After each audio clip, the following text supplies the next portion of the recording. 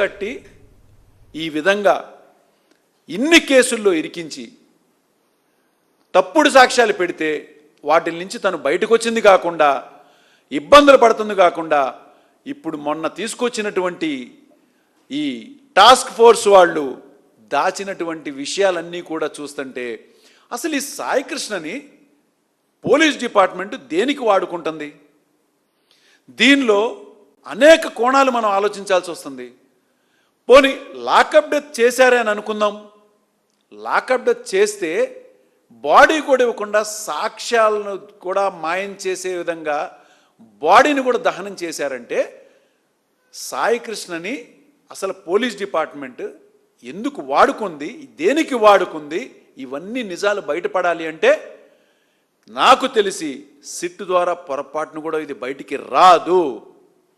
తప్పనిసరిగా ఈ కేసుని సిబిఐకి అప్పచెప్పాలి. ఇవాల్టి వరకు సిపి గారు నోరు తెరవట్లేదు, డీజీపీ గారు నోరు తెరవట్లేదు, హోంమంత్రి గారు నోరు తెరవట్లేదు, చంద్రబాబు నాయుడు గారు కూడా నోరు తెరవట్లేదు. ఒక్క ప్రెస్ మీట్లో కూడా చెప్పట్లా. కానీ వాళ్ళ మీడియాల్లో మాత్రం ఇతను ఒక పెద్ద క్రిమినల్, రేపిస్ట్ ఇవన్నీ చెప్పారు. మరి ఇవాళ ఏదైతే అతని మీద పోక్సో కేసు పెట్టినటువంటి తన మరదలే స్వయంగా ఇవాళ మాట్లాడి తన విషయం మొత్తం ఏం జరిగిందనేది మనకు స్పష్టంగా తెలియజేశారు. మరి ఈ విషయాన్ని ఒక దేశంలోనే చాలా భయపడే విధంగా పోలీస్ డిపార్ట్మెంట్ అంటే రక్షణ కలిగిస్తారు. మరి అలాంటి పోలీస్ డిపార్ట్మెంట్ సాక్ష్యాధారాలని మాయం చేసే విధంగా ఒక కేసుని చేశారు అంటే ఇది భయభ్రాంతులు గురి చేస్తున్నట్టు కదా. తను సాయికృష్ణ ఎలా అయితే ఒక రౌడీ షీటరో ఒక మర్డర్ కేసులో ఉన్నాడో ఇవాళ తను చంపినటువంటి పోలీస్ డిపార్ట్మెంట్లో వాళ్ళు మరి ఎంత తక్కువ? వాళ్ళు కూడా రౌడీ షీటర్ కంటే ఎక్కువే కదా. సాక్ష్యాధారాలను కూడా మాయం చేసే దిశగా వెళ్ళారంటే ఎంతకన్నా పెద్ద నోటోరియస్ క్రిమినల్సే కదా. ఇవాళ సీసీటీవీ ఫుటేజెస్ని కూడా మాయం చేశారు. నేను చెప్పాను, ఈ కృష్ణలంక పోలీస్ స్టేషన్ సంబంధించినటువంటి సీసీటీవీ ఫుటేజెస్ మెయింటైన్ చేసేటువంటి ప్రైవేట్గా వ్యక్తి వెంకట్, రాజు వీళ్ళిద్దరినీ కూడా ఎన్నో రకాలుగా ఇబ్బందులు పెట్టారు.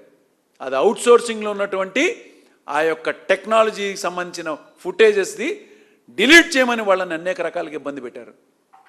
అట్లానే ఇతను చుట్టూ ఉన్నటువంటి కేసుల్ని చిత్రీకరించి తప్పుడు కేసులు పెట్టి వాళ్ళు చేసిన తప్పుని కప్పిపుచ్చుకునే ప్రయత్నం చేస్తుంది ప్రభుత్వం.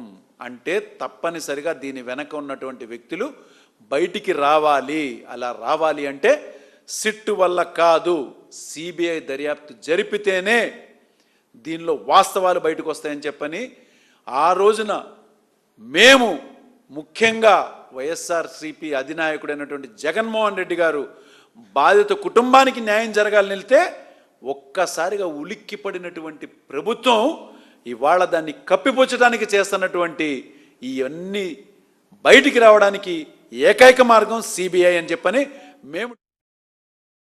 మరిన్ని అప్డేట్స్ కోసం ఛానల్ను సబ్స్క్రైబ్ చేయండి. నోటిఫికేషన్స్ కోసం బెల్ ఐకాన్ పై క్లిక్ చేయండి.